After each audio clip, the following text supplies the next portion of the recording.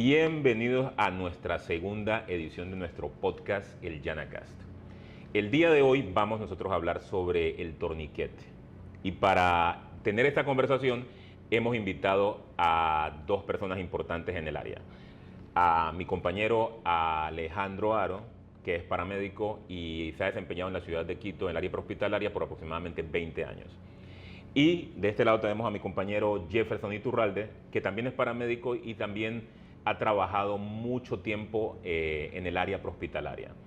El día de hoy vamos a tener una discusión sobre los pormenores del uso, porque el torniquete a lo largo de su historia ha tenido, si bien es cierto, es un dispositivo muy importante hoy en la parte prehospitalaria, ha tenido una historia de odio y amor.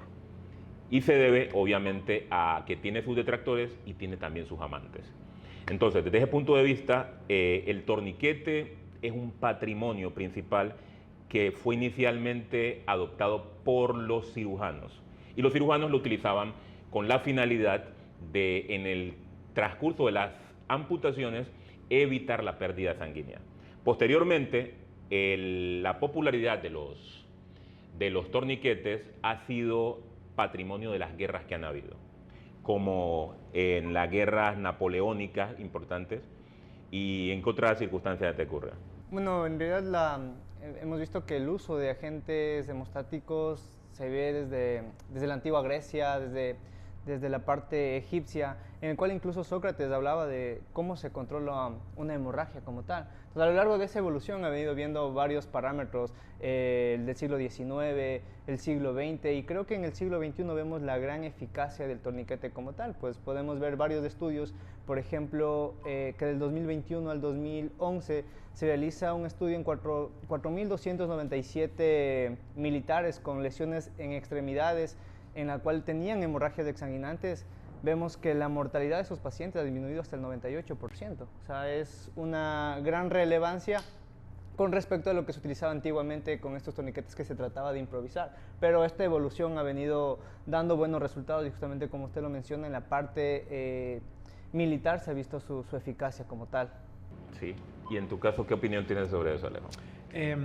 Bueno, hay muchas historias que me gustan mucho sobre el torniquete, y una de estas es que esta incursión del torniquete desde el ámbito militar cambió muchísimo la forma de ver la medicina, porque todas las cosas en medicina de emergencia sobre todo se estudiaron en la guerra y luego pasó al ambiente civil, y esta es una de las, como la piedra filosofal, podríamos llamarlo, de la medicina, ¿no?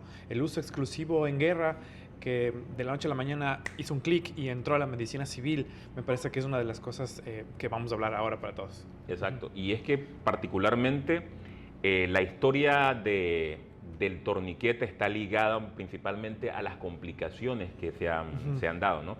Pero siempre yo pienso de que debe tenerse en cuenta cuál es el peor escenario que se trata de evitar cuando tú utilizas un torniquete. ¿Sí? La gente piensa que colocar un torniquete usualmente no está exento de riesgos, pero hay que ver de que tú estás comparando un riesgo importante con uno que quizás es la muerte del paciente.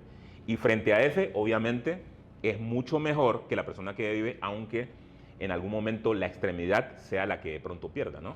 De todas maneras, ya a lo largo del tiempo han habido muchos lineamientos, en base a todos los estudios que tú nos comentas, donde prácticamente se ha descubierto cuál es el tiempo útil y qué es lo esperable con un torniquete. Ya, entonces, desde ese punto de vista hay que tener muy, pero muy en cuenta. Y particularmente el uso reglamentario, como bien decíamos, son las guerras. Y si bien es cierto, hubo un tiempo donde la gente proscribió el uso del torniquete, a partir de la guerra de Irak y la guerra de Vietnam viene incrementándose de pronto la parte positiva en cuanto a la visión del torniquete. Y es precisamente esas guerras y en el contexto del programa Stop the Bleed donde ya hay unos lineamientos propios para el uso específico del torniquete, ¿no? Entonces es muy, pero muy, muy, muy relevante esa parte. Creo que el principal problema o el miedo que tenemos o se tenía, o información me hablaban del uso del torniquete, era este daño neuromuscular que genera el torniquete en tiempos prolongados, ¿no? En el cual nos indicaban que el torniquete teníamos que usarle como última opción. A partir de estos estudios uno entiende que el torniquete, en realidad, en una hemorragia que se ve comprometida, pues es de gran utilidad como tal. Y justamente varios estudios salen a partir de ese momento en el que nos indican que en cierto tiempo, el tiempo de sensibilidad isquémica de los torniquetes pues no genera tanto daño significativo.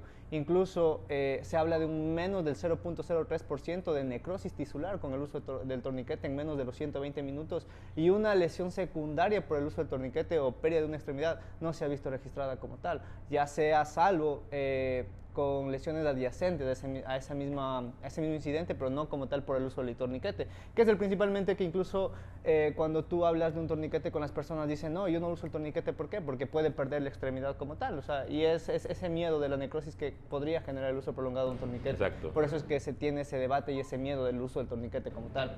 Pero mira que si lo comparamos, tiene miedo a perder la extremidad, pero no tiene miedo a perder la vida, que en realidad es el contexto donde uno utiliza. Si bien es cierto, yo pienso de que el Stop the Bleed ha difundido lineamientos propios. Mira de que en el Stop the Bleed no es que tú utilizas un torniquete a la primera. Tú utilizas cuando, uno, o tienes una amputación, o dos, cuando en algún momento todas las otras formas menos agresivas de tener el sangrado han fracasado. ¿Ya? Entonces, esa parte es muy importante. En ese sentido, ¿qué opinión tienes tú? Sí, creo que se está tergiversando mucho con tantos torniquetes que hay ahora de forma comercial y se están perdiendo mucho los principios, ¿no? Hay que entender un poco los principios del control de la hemorragia, lo que habías dicho. Inicialmente entender que un control de la hemorragia tiene que ser agresivo, exhaustivo, con presión directa, usar las manos y entender un poco cómo funciona el flujo de moverse con respecto al algoritmo de decisiones, ¿no es cierto? Si esto no funciona, entonces pasarme al siguiente paso, y si esto no funciona, pasar al siguiente paso, que es el exclusivo uso del torniquete. Pero hay cosas que son complejas y en cual creo que vamos a hablar más adelante de las situaciones en las cuales vamos a tener que directamente usar un torniquete evitando los pasos anteriores. Entonces creo que hay que explicar a la gente que nos está mirando, creo que hay que entender en este punto cuándo voy a usar de forma directa el torniquete y cuándo voy a tener que entender y usar los pasos para llegar al final. Que al final son los principios, que es controlar la hemorragia. Totalmente. Entonces, el Stop the Bleed ha desarrollado muy bien esos lineamientos y esas aplicaciones o los escenarios en los que uno debe utilizar un torniquete. Donde no utilizarlo realmente es desastroso. Exactamente. ¿Ya? Y eso las guerras de Irak y las guerras de Vietnam lo dejaron muy claro. Y por eso hoy se tiene, incluso dentro de la indumentaria o el equipamiento que lleva un soldado, ya, de que se use y siempre tenga un torniquete. Claro. ¿Ya? Incluso, si te pones a ver, no es lo mismo un torniquete hoy en día, con todos los modelos que existen, a los torniquetes de ese entonces, que no tenían ningún diseño adecuado para lo que hoy las prestaciones que tienen los torniquetes actuales. Entonces, como que la comparativa no es muy adecuada, de que en el pasado lo utilizaron y fallaron, y en cambio en los torniquetes de ahora van a fallar igual. Y no, hay muchas mejoras. Claro, y por eso creo que se habla un poco de los torniquetes de primera, segunda y tercera generación, ¿no? Que últimamente los que utilizamos son para autoaplicación y de fácil coloque en una persona que por la hemorragia que está teniendo tiene un tiempo de hipoperfusión cerebral para poder ajustar el torniquete. Si no logras tener ese tiempo, pues esa persona podría morir desangrada por no colocarse un torniquete. Entonces, la facilidad de ese torniquete, mientras más rápido y fácil sea la colocación, va a ser más efectiva, a diferencia que tengamos que improvisar. Imagínate la improvisación de un torniquete en una persona que ya está con hipoperfusión cerebral, pues esa persona podría tener un daño significativo, ¿no? Y claro, el programa de Stop the Bleed, ¿no? Nos ha ayudado mucho al control o al que las personas sepan controlar, manejar una hemorragia como tal. Y sobre todo porque es enfocado al personal civil, o sea, es enfocado al personal de primera respuesta. No tienes que ser un profesional de la salud, no tienes que tener conocimientos en atención prehospitalaria para tratar de tener una hemorragia, sino justamente está enfocado en el primer respondiente. Y algunos de los antecedentes que nos llaman la atención, que tal vez si hubieran utilizado alguna técnica para controlar una hemorragia, tal vez hubiera disminuido la mortalidad en algunos pacientes. Tenemos estos ejemplos claros del incidente de Sandy Hook en el 2022, el maratón de Boston. Entonces son hechos que son aplicados en el ambiente civil, que las primeras personas que estuvieron ahí, si se contaban con los recursos necesarios o el conocimiento adecuado para el control de hemorragias, pues habría sido de mucha utilidad. Y es por eso que creo que estamos en este debate, ¿no? De saber que el uso del torniquete en realidad en situaciones que lo ameriten va a ser beneficioso para los pacientes. El hecho de que conozcamos todos. Ahora también hay otro tema importante, ¿no? Que actualmente, como todo mundo sabemos y tratamos de tener una hemorragia, a veces a todo tipo de lesión le colocamos un torniquete como tal. Entonces ahora tenemos que ver las cosas que causan podríamos decir, complicaciones cuando usamos directamente un torniquete como tal? ¿O sería otro tema de discusión? Porque hablar de torniquetes, hablar de patologías, complicaciones, es bastante grande como tal, pero... Claro, totalmente. Sí, sí, sí. Y mira lo interesante, de que generalmente en nuestro medio uno cree que solamente en el escenario prehospitalario vas a utilizar un torniquete, pero actualmente yo he tenido que utilizar torniquetes en el hospital y ha sido la única manera de detener un sangrado. Sí. En ese sentido, ¿qué experiencia has tenido donde tú hayas utilizado un torniquete y te haya cambiado de pronto la visión o le haya dado más relevancia al uso del mismo? ¿Dentro o fuera del hospital? Pues tengo muchas. Ya, uno dentro del hospital. Dentro del hospital. Así, vamos a contar algo así súper rápido. Estaba en el hospital visitando un par de amigos que tuvieron un incidente en la sala de urgencias. Y mientras yo estaba haciendo el papeleo, etcétera, de ellos, llega la enfermera del triaje con un paciente en silla de ruedas. Es un albañil que está cortando con una máquina un piso y se amputa completamente la mano, casi completamente. Y le pasan a la camilla de al lado y el paciente llega chocado, ¿no? Con mucha sangre, el paciente está desorientado, pálido, sudoroso, está frío. Y yo trabajé en ese hospital, estaba de día libre, entonces pues los médicos jóvenes nuevos, la enfermera que no sabía qué hacer, querían canalizarle una vía en ese momento. Entonces yo con la paciencia del mundo fui al coche de paro, abrí el cajón, traje el torniquete, le puse un torniquete al paciente en el brazo y ya se solucionó el problema. Pero yo creo que si nosotros no tuviéramos esta herramienta o no hubiéramos tenido esta herramienta en la sala de urgencias, yo creo que el paciente hubiera fallecido, hubiera hecho parada cardiorrespiratoria, afuera en el triaje, hubiera habido un caos ahí. Entonces, creo que eso es una de las lecciones, de entender que a veces las cosas que se usan afuera también se pueden usar dentro del hospital y pueden salvar la vida de los pacientes. Totalmente, principio por encima de preferencias. Exactamente, sí. ¿Ya? Y en ese caso, ¿cuándo quitaron el torniquete? Ese paciente se fue al quirófano con el torniquete.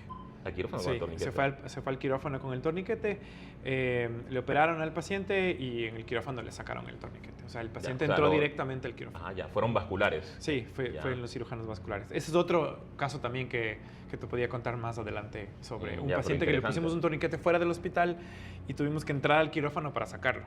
Ya. Ajá, sí. ¿Por qué? ¿Por qué tenías que entrar al quirófano para sacarlo? Este es otro escenario. Es un paciente que fuera del hospital tiene un intento de suicidio. El paciente se pone un alambre, un cable de luz, se pone ahí y se corta el brazo con un cuchillo. El paciente se lanza, estaba cerca del hospital, nosotros llegamos en la ambulancia en un par de minutos, le estabilizamos al paciente, le manejamos la vía aérea, le manejamos el control de la hemorragia con un torniquete. Le pusimos unos apósitos, un vendaje y el paciente sangraba mucho, estaba crítico. Le pusimos un torniquete y le llevamos al hospital. Llegamos igual en 5 o 8 minutos y pues le hicimos todo el protocolo en la sala de reanimación y baja el cirujano vascular, bajan los cirujanos y nos indican que, bueno, se controla la hemorragia, pero hay que hacerle la cirugía de control de esa herida. Era una herida bastante grande, como de unos 15, 20 centímetros en todo el bíceps. Y pues que no había cómo operarle si no le sacaban el torniquete. Así que si le sacábamos el torniquete, el paciente resangraba. Sí. Entonces abrieron el quirófano y pues el paciente se va. Y luego me llaman y me dicen, ¿quién le puso el torniquete en la ambulancia? Yo, tienes que irte al quirófano porque los cirujanos no le pueden operar si hay que revascularizar. Entonces, estuvimos como 4 horas ahí con el torniquete que yo le había puesto en la escena. Entonces, los cirujanos estaban ahí como pegando vasito por vasito. Y entonces, para ver si es que revasculariza, le aflojábamos las llaves y luego le volvíamos a ajustar para pegar vaso por vaso, vaso por vaso. Y el paciente, o sea, sobrevivió el paciente, pero estuvimos ahí 4 horas abriendo y cerrando las llaves. Pero tú entraste porque tú dominabas el manejo de torniquete, claro, como tal. Exacto. Yo le puse afuera, yo le puse en la escena. Y el paciente terminó con el torniquete que le puse en la escena, terminó en el quirófano. Interesante. Sí. A la gente que nos está mirando vamos a dejar por aquí esa imagen de los torniquetes para que puedan ver cómo se manejó ese escenario. Impresionado, porque realmente cambia totalmente la perspectiva. Un torniquete utilizado en el contexto adecuado salva vidas. Sí. Yo creo que sí, en estos 2 escenarios dentro del hospital no hubiéramos tenido disposición del torniquete, yo creo que los pacientes hubieran entrado en parada fácilmente. Sí. Bravo. ¿Y has tenido alguna experiencia similar? Algo así, pero sabes que el desenlace de ese paciente pues no tuvo tanto... Fue el adecuado como el paciente de lejito, pues era un paciente que era un señor constructor que mientras trabajaba se le rompe el disco de la moladora y va rompiendo la arteria pedial y había mucho compromiso musculoesquelético. Afortunadamente los señores, o sea, la parte de la construcción en la ciudad de Cuenca, pues tienen mucha capacitación y habían hecho el control de hemorragia ellos mismos. Y en primeros auxilios. Ajá, claro que sí, habían hecho una presión directa, un vendaje compresivo, incluso habían improvisado un torniquete con una franela y un clavo. Pero se llegaba y se veía que estaba empapado, se veía que no estaba controlada la hemorragia como tal. Entonces, mira, el hecho de que hayan hecho esas técnicas, pues era un indicativo de control de hemorragia directa con torniquete. Se colocó el torniquete y mira, se detuvo la hemorragia. Genial, se empaquetó, se hizo un vendaje y se llevó al hospital. ¿Qué pasó en el hospital? No teníamos una imagen clara de cómo estaba el daño musculoesquelético ni vascular. ¿Y qué pasa? Empiezan a sacar el vendaje, incluso aflojan el torniquete. Y hasta aflojar el torniquete empezó otra vez la hemorragia. Entonces, ese creo que es uno de los problemas que podríamos encontrar cuando no estamos familiarizados con los beneficios de un torniquete, que a veces en la emergencia no están seguros de que si está o no está comprometido la parte vascular. ¿Y qué haces? No, es que por otro efecto negativo, el torniquete causa mucho dolor, entonces el paciente se queja de dolor y cuando no lo manejas con los fármacos adecuados, pues la hipotensión también puede complicarle al shock hipovolémico y entre otros. Entonces, para evitarte eso, ¿qué haces? Es mejor aflojarle el torniquete. Le aflojan el torniquete y empieza a sangrar y hay otro compromiso. Entonces, es un compromiso, es un manejo bastante complejo cuando no estamos familiarizados con los beneficios como tal del torniquete. Entonces, en ese paciente, claro, había bastante compromiso vascular en el cual el único control era con el torniquete, pero lo aflojaban y venía el emergenciólogo, el médico. Y venía el médico, revisaba, sí está bien, llevémosle al especialista, otra vez, es que sí está sangrando. Entonces, algunas de esas complicaciones nos hemos evitado a veces con una foto. Mire, doc, así está esta parte, le colocamos esto, no sería lo adecuado para aflojarle, entonces vamos a exámenes o ya llame al especialista, para evitarnos esa complicación. Claro. Entonces, eso es lo que me ha pasado con respecto en una de las emergencias. Sí, ¿no? y usualmente se mira con subestimación que la colocación de un torniquete y asumen muchas veces de que no es tan grave el sangrado, ¿ya? Y el asunto es que si la persona no está familiarizada con el poner un torniquete, queda abierto y nadie lo va a volver a poner, ¿sí? Y entonces puede llegar a hechos fatales en ese sentido. Claro, y uno puede indicarles, ¿no? Se puede saber las indicaciones de cuándo colocar un torniquete, un paciente con hemorragia exsanguinante, un paciente con compromiso venoso grande, un paciente con amputación parcial o total, o sea, se dan las indicaciones claras y por qué se colocó el torniquete, pero aún así no se toma en cuenta y se empieza a aflojar. Y teniendo en cuenta que el aflojar un torniquete podría romperle al torniquete, ¿y qué pasaba si es que ese torniquete no es un torniquete como tal? Totalmente. Que sirva, se va a romper y ahora ¿cómo controlamos la hemorragia? Sí, justamente el torniquete en nuestro ambiente, en nuestro medio, es bastante limitado acceder a uno de ellos. Sí, mire, ese era otro tema que me parece súper interesante. ¿Por qué creen ustedes de que los torniquetes, pese a que a nivel del mundial están bastante difundidos en Estados Unidos, en otras partes, forman parte de el arsenal dentro de la parte del trauma extrahospitalario, y aquí al menos en nuestro país no está tan difundido de que todo el mundo debe tener un torniquete? ¿Qué es lo que creen que hace de que no sea tan común encontrar un torniquete en todos los entornos posibles? Yo creo que la falta de entrenamiento y la falta de conocimiento de cómo la medicina fuera del hospital es un eslabón, es un engranaje que sigue el mismo trabajo dentro del hospital. Es decir, que si es que yo soy médico de urgencias y yo sé cómo funciona la parte de afuera, yo voy a entender que en la parte administrativa voy a tener que pedir un coche de paro, los medicamentos, y voy a tener que entender que las cosas que usa el prehospitalario afuera las voy a tener que seguir usando yo.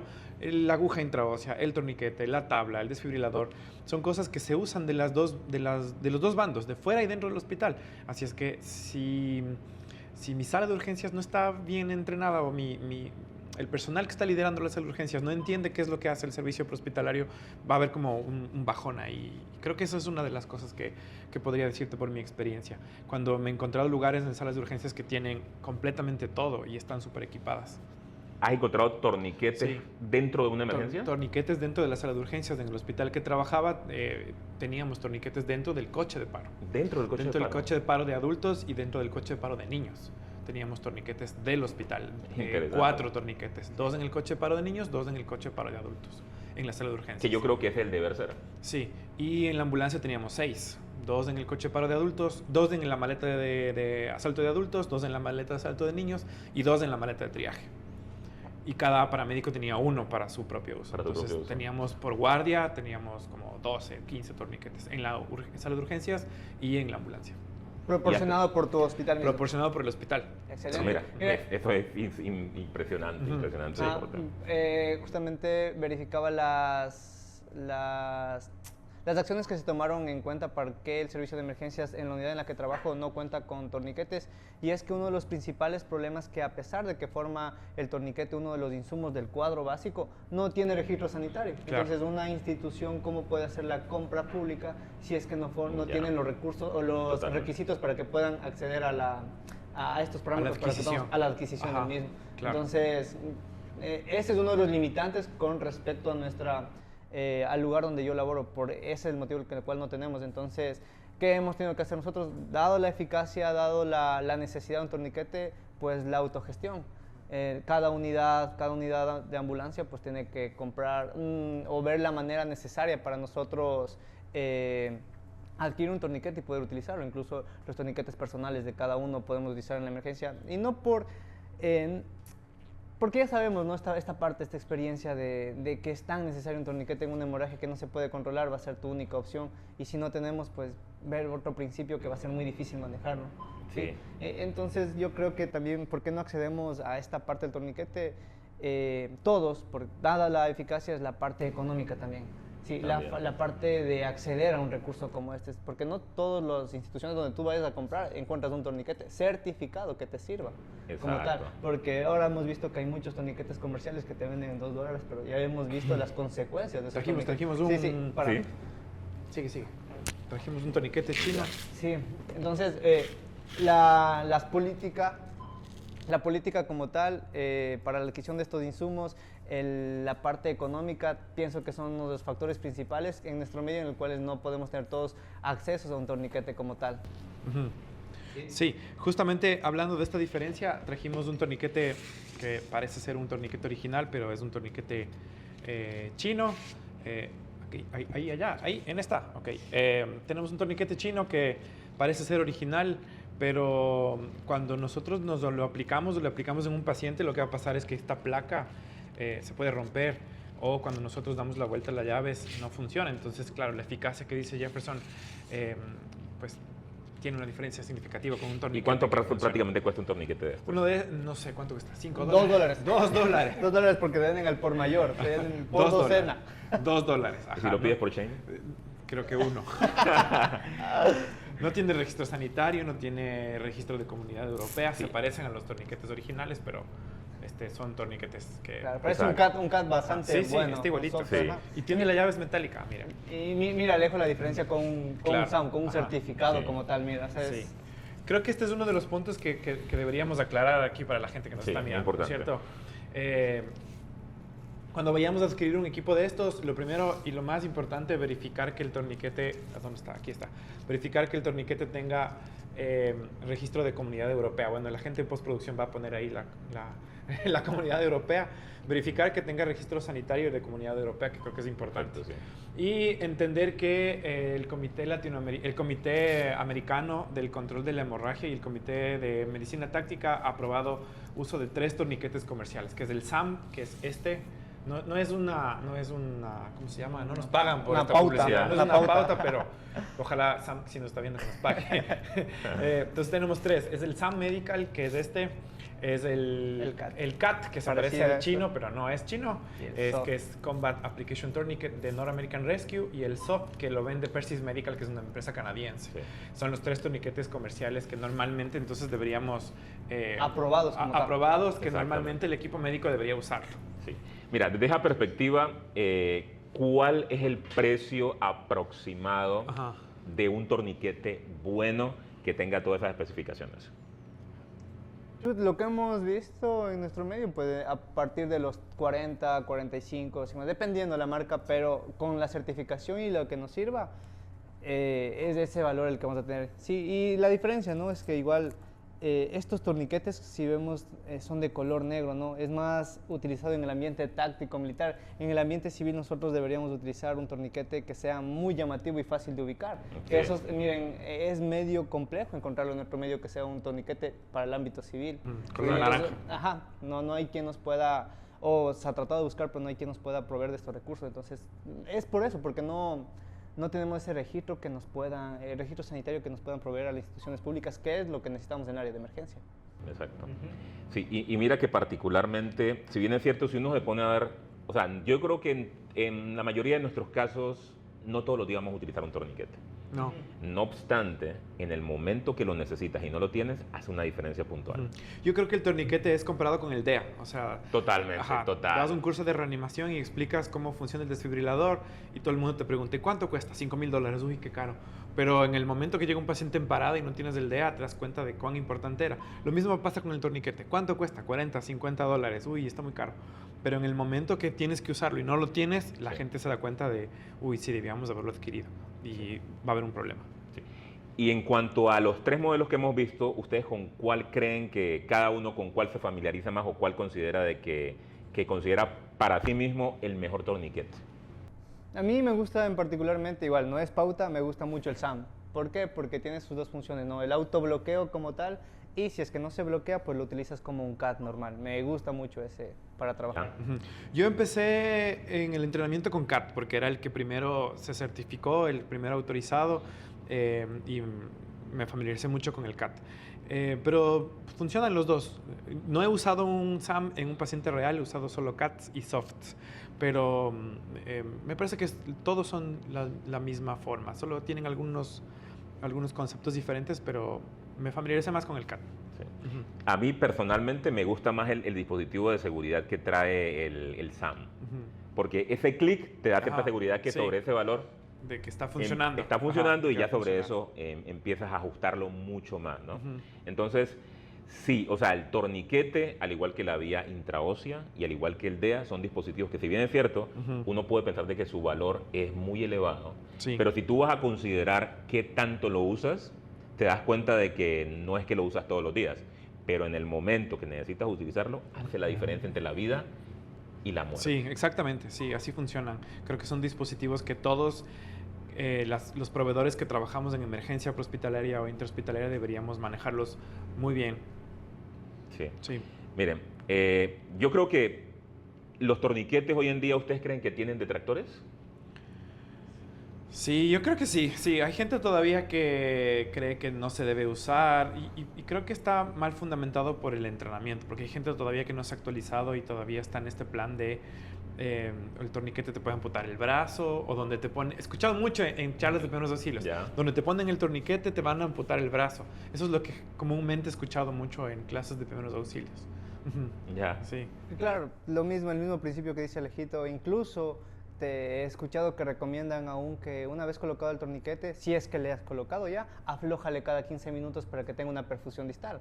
Entonces, ese tipo de situaciones son las que nos hace pensar qué tipo de formación estamos dando como instructores al personal que está capacitándose en esta área, que sabemos que la literatura nos indica que la principal causa de muerte prevenible de un paciente de trauma es la hemorragia exsanguinante como tal. Es la hemorragia exsanguinante. Entonces deberíamos manejar mejor este tipo de criterios con el uso de un torniquete como tal, el no colocarlo o el aflojarlo. Es justamente por el tiempo, ¿no? De esto de que podría perder la extremidad. Sabemos, hay evidencia totalmente clara que indica que un tiempo estimado no generará daños en el paciente. Hablando del entorno urbano como tal, porque ahí igual podemos ver muchas cosas ya la parte de medicina remota como tal, pero en el entorno urbano es muy importante que las personas sepamos un correcto uso del torniquete. Totalmente, yo también estoy totalmente de acuerdo.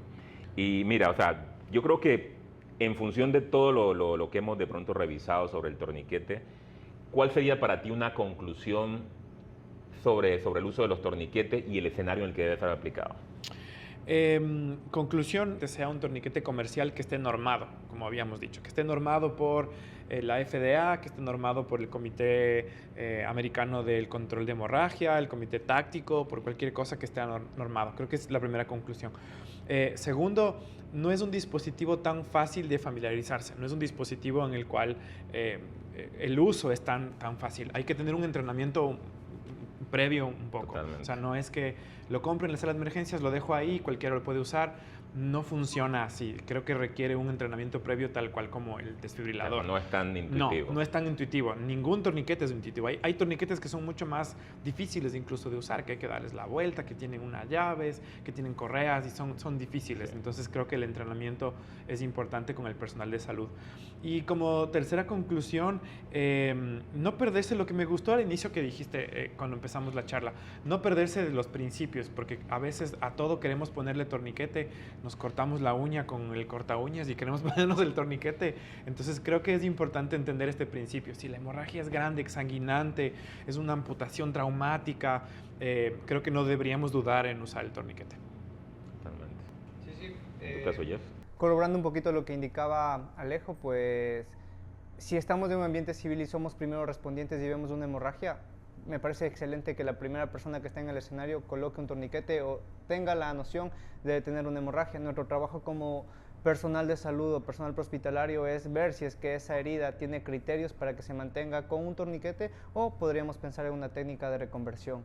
¿Ya? Totalmente. Es un punto importante. Tener las ¿Qué sería la reconversión en este caso? La reconversión, para que nos entiendan. Claro que sí. La reconversión es que si nosotros utilizamos un torniquete en primera instancia, el compromiso de la lesión como tal no amerita que se mantenga un torniquete colocado. ¿Por qué? Porque sabemos que el torniquete posterior a los 120 minutos ya provoca un daño neuromuscular como tal, ¿sí? Hablando del tiempo de sensibilidad isquémica. Entonces, para evitar ese daño progresivo que pueda darse, pues utilizamos otra técnica de control de hemorragias. Podemos utilizar una presión directa con vendaje compresivo con agentes hemostáticos y ya no el torniquete como tal, que te provoca este dolor o este tipo de daño microvascular. Pero sabemos que en el entorno urbano, en la parte civil, estamos a 2 horas de cualquier casa de salud. Entonces, esos 120 minutos, como habíamos visto al principio, hay menos del 0.3% de necrosis producto de uso de un torniquete. Entonces, no vemos una complicación. Si es que ves, tú como personal de primera respuesta, colocaste un torniquete y sabes que va a llegar al paciente